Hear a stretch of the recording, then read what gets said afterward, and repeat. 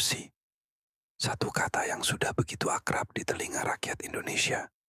Dari berita harian sampai obrolan warung kopi, isu ini tak pernah benar-benar hilang. Tapi, pernahkah kita bertanya, kenapa Indonesia begitu rawan korupsi? Apa yang membuat praktik ini seolah jadi budaya yang sulit dihapus? Satu, sejarah warisan sistem pemerintahan. Untuk memahami akar korupsi di Indonesia, kita harus melihat ke belakang, ke masa lalu.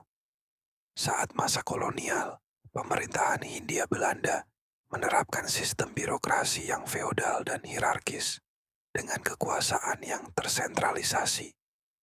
Dalam sistem ini, pejabat lokal diberi wewenang besar dan seringkali menyalahgunakannya untuk kepentingan pribadi. Setelah kemerdekaan, warisan sistem itu tidak serta-merta hilang. Bahkan, sebagian besar struktur kekuasaan tetap dipertahankan. Dua, budaya patronas dan nepotisme. Indonesia juga masih kuat dengan budaya patronase, di mana kekuasaan dan jabatan sering diberikan berdasarkan kedekatan, bukan kompetensi. Ini menciptakan lingkaran setan. Ketika seseorang naik jabatan bukan karena layak, tapi karena orang dalam, maka ia akan merasa harus membalas budi kepada yang mengangkatnya. Disinilah korupsi mulai tumbuh, dari praktik kecil seperti suap dan gratifikasi, hingga penggelapan anggaran yang nilainya triliunan. Lemahnya penegakan hukum. Lalu, bagaimana dengan hukum? Ya, Indonesia memang punya lembaga anti korupsi seperti KPK, kejaksaan, dan kepolisian. Tapi, sekuat apa mereka? Sayangnya, penegakan hukum kita masih tebang pilih. Banyak kasus besar yang mandek, pelaku yang hanya dihukum ringan, atau malah bebas lebih cepat. Ironisnya, sebagian pelaku korupsi malah masih bisa tersenyum di layar TV, bahkan nyalon jadi pejabat lagi. Ini menciptakan persepsi bahwa korupsi bukanlah kejahatan serius. Gaji kecil, beban besar.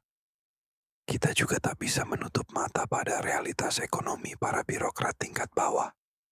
Banyak pegawai negeri yang gajinya tak sebanding dengan beban kerja dan tekanan hidup. Dalam kondisi seperti ini, celah untuk korupsi, baik kecil maupun besar, jadi terbuka lebar. Ketika sistem pengawasan lemah dan kebutuhan mendesak, godaan untuk menyalahgunakan jabatan jadi lebih tinggi. Kurangnya edukasi moral dan etika publik. Selain itu, pendidikan anti korupsi di Indonesia masih belum menyentuh akar. Banyak orang bahkan tak menyadari bahwa memberi uang rokok ke petugas atau uang terima kasih ke pejabat adalah bentuk gratifikasi. Kita sudah terlalu biasa dengan praktik-praktik seperti ini.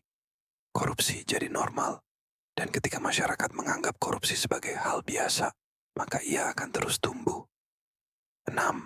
Solusi dan harapan. Lantas, apakah kita hanya bisa pasrah? Tidak. Harapan selalu ada. Upaya pemberantasan korupsi memang bukan pekerjaan sehari, tapi itu bisa dimulai dari hal kecil. Pendidikan integritas sejak dini, transparansi di birokrasi, penguatan lembaga hukum, dan keberanian publik untuk bersuara. Media sosial kini bisa jadi alat kontrol publik yang kuat.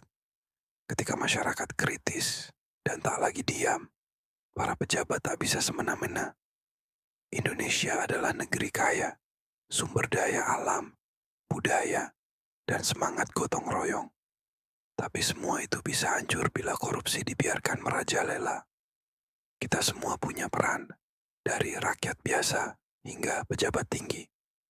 Mari kita lawan korupsi, bukan hanya dengan kata-kata, tapi juga dengan tindakan nyata. Karena negeri ini terlalu berharga untuk dihancurkan oleh keserakahan segelintir orang. Jangan lupa dukung channel kami, Huzali Channel, agar tetap semangat untuk berbagi cerita.